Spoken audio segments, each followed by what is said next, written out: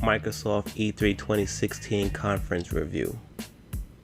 What's good, my G's? Your boy Snow, Ignorant Gamers in the house. How you doing? How you living? How you gaming? Of course, if you don't already know, G stands for Gamerz. Now, I've already done this one big video that talks about all the conferences. So if you're looking for that, Bethesda, PlayStation, etc., etc., etc., link in the description below. Also, in the link in the description below is going to be probably reference points, reference videos to everything that I'm saying here, so you can check out stuff that you may have missed. And yeah, we're gonna move right along. And also, one more thing, I'll be using the cards in the upper right corner. Move your mouse to the upper right corner and you can probably find the 5 videos rotated through there. So the Microsoft conference was pretty good. Even though I am a PlayStation gamer, primarily I'm a gamer period, but the Xbox conference was good. I felt that it was rapid fire. I felt that it was, you know, just headline after headline, punchline after punchline. You know, let's show the people this, show them shiny thing, show them a date if we got it, and then boom, we on to the next thing. And I really was digging that. I really thought that was I thought that was commendable to do.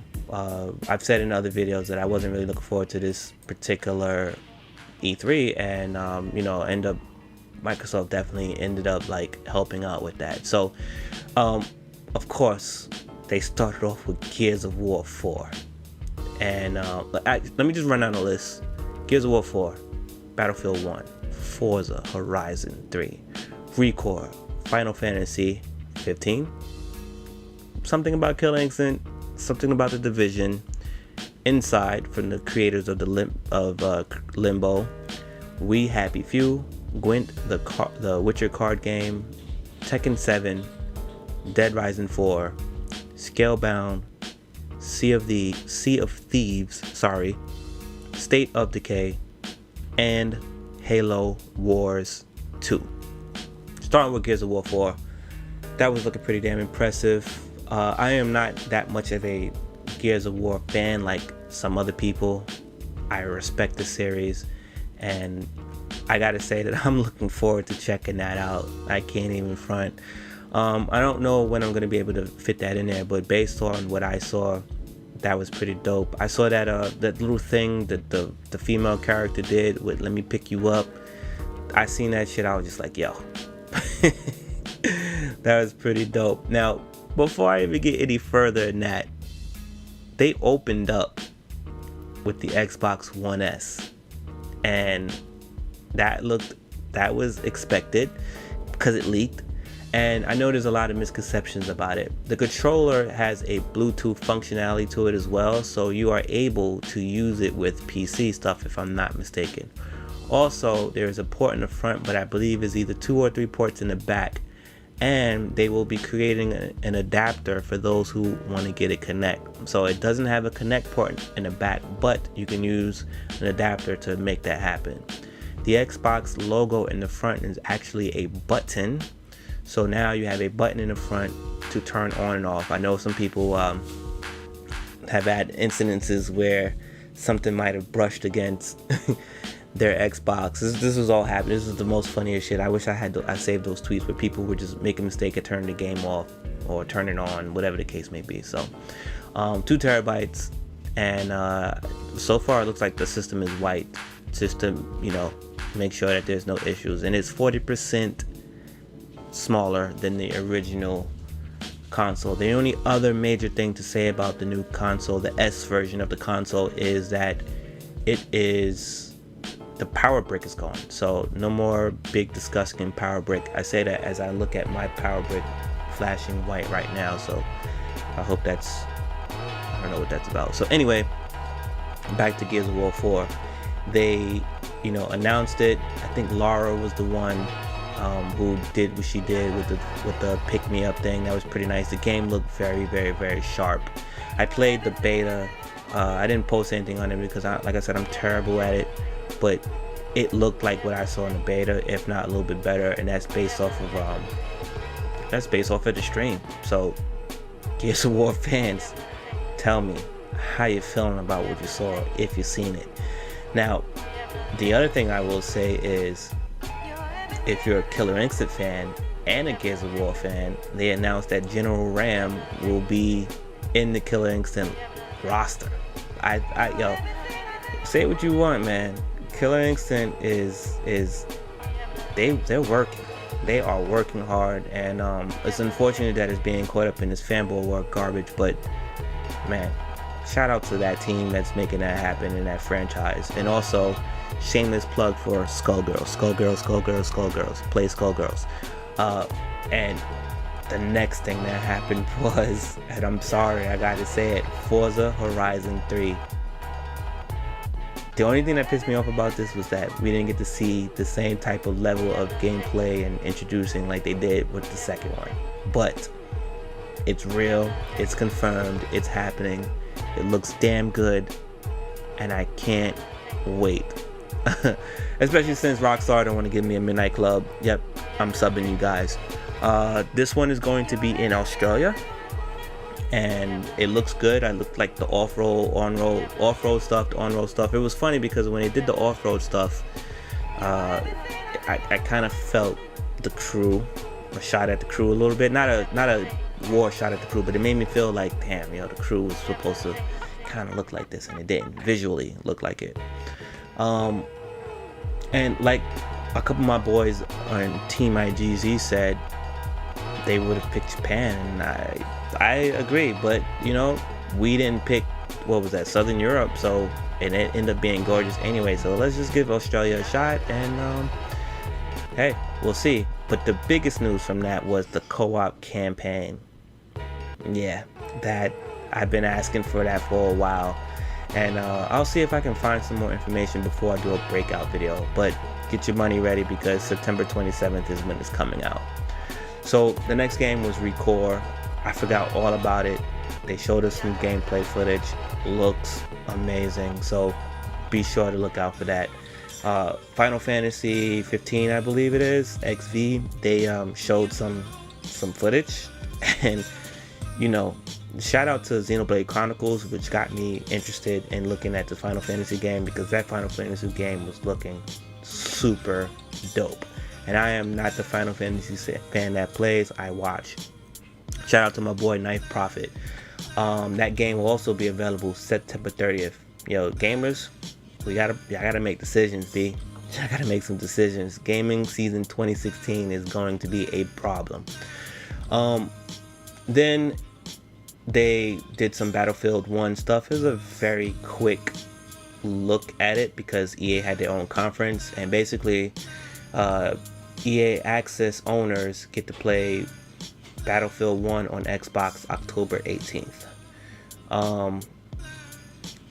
Let me see, what was the next thing? Oh yeah, finally Xbox gets background music. Then they said something about Cortana. I'm currently using Cortana right now, and I don't like the fact that I have to say hey Cortana, which is 4 syllables versus just saying Xbox. And she's very glitchy right now, and she does these little rolling matrix things, and my time codes when I say record that is a little bit off, but in theory it's going to be dope. One of the bigger takeaways that they mentioned that was non-gaming, still gaming but non-games related, is clubs on Xbox Live. I knew that was coming. It's there. They got the clubs, they got the looking for a group, and clubs is basically like the communities. Groups is almost like beacons. So think about all you Destiny players or all you Division players, and you're just looking for some people to do some random shit with. You basically putting up a wanted ad, and motherfuckers will join you, and y'all go do what y'all gotta do. And they got this other thing called Arena, which I think should have been there since the original Xbox, just because of how they marketed it. It's there now, so you can do in some let's just say e-sports type thing, but built into the Xbox. So it's going to be a lot of tournaments happening, and you already know what that's about. So again, there's clubs, looking for groups, and Arena. Great for all gamers, and PlayStation better start taking better feedback on us, because we've been requesting this for quite a while. I don't know about the arena thing, but the looking for groups and better tools for our communities, they better start listening to us and making those kind of updates quicker, because we're getting a little antsy with them. Minecraft gets cross-play with PC. Well, he said United Community. He did name the PS4, which why would he? But you know, it is what it is. Of course, you know, it's getting some VR support as well. There was a lot of little VR talk inside of this conference. I believe it was the Oculus Rift, but you know, Minecraft was probably going to be the one that sells this. But one of my favorite takeaways right now was, excuse me as this thing in the background keeps going off my phone, is the personalized controllers. And if you've been following us on on Twitter, and if you see my video on it, you know I made like 6 out the gate that I put out there, and you know, that's pretty dope. You get to create your own controllers. They're about $80, custom colors. They say 8 million ways to make it, but there is some limitations once you start doing it. But probably one of the cooler things, which is for an additional $10, you can put your name on a controller, you can put a phrase on your controller. Video in the description below of how I did it and show you what it was. So it's pretty dope, right? Let's see, link to how to do it too will also be in the description below. The creators from Limbo showed their game, and I'm not really sure what to make of that. I think it was called Inside. We'll stay tuned for that, but you know, as of I think right now or whatever, check it in the store. If you haven't played Limbo already, go look for Limbo inside the Microsoft store. I'm not sure that it's available for PlayStation for free, because I think that came up already for us in either the PS3 or the PS4. I don't remember, but I know that I already had it, but I know it was given to us for free on PlayStation. There was a stat line for Ark Survival. I don't know why I don't have that in my notes, but you know, there was that Witcher card game, which I think is getting a beta or some shit like that. And yeah, I'm not the card game person, as I mentioned with the Bethesda card game for the Elder Scrolls one.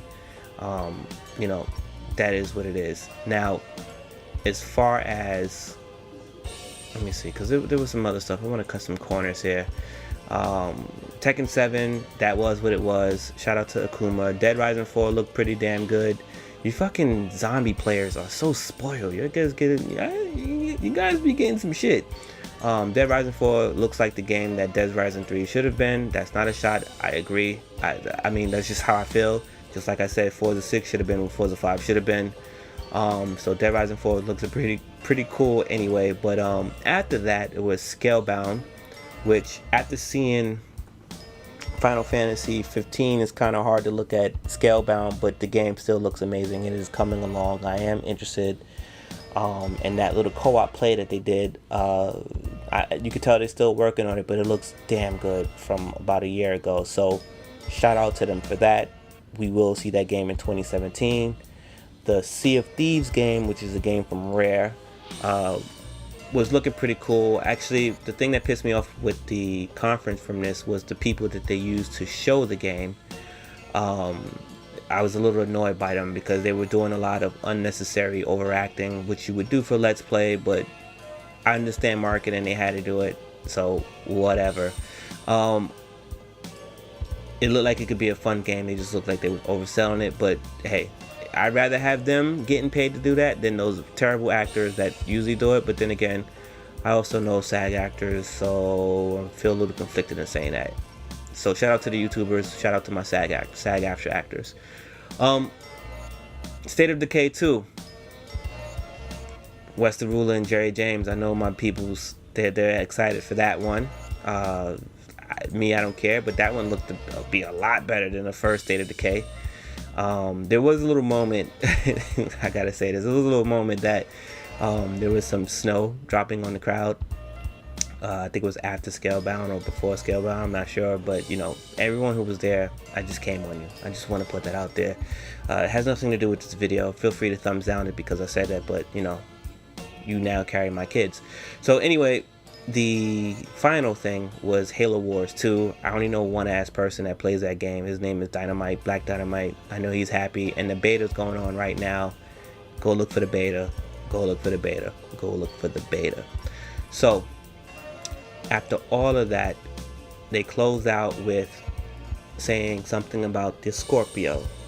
And the Scorpio compiled video that they put together kind of reminded me of when PlayStation was talking about the PlayStation 4 and when they had the little developers about, you know, what it means with Sony went back to the group and to the roots and blah blah blah for the developers to make it easy for developers. And that's where this game is coming from. And the Scorpio thing is coming from. They mentioned it, they talked about it, and you know, I hate to say this, but they touted 6 teraflops, which is going to give amazing power for console gaming, to do some incredible things with, and definitely make things run better. They said it, they targeted in the 60. 1080 probably goes with that.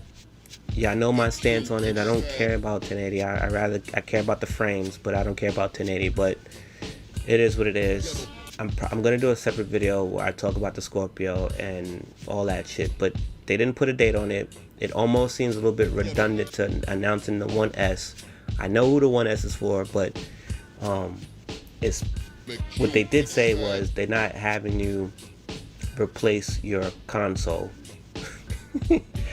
but they're trying to do it so you don't have to worry about replacing a console in its games. So whatever the Scorpio is going to be, whether it's a new generational push, that it will be automatically backwards compatible with everything that they're doing with the Xbox One as of today or up until its launch, and everything that they've probably already done with backwards compatibility for the 360 games. So if you're in the Microsoft Xbox ecosystem, things just got really interesting, and shit, I would love to know your feedback.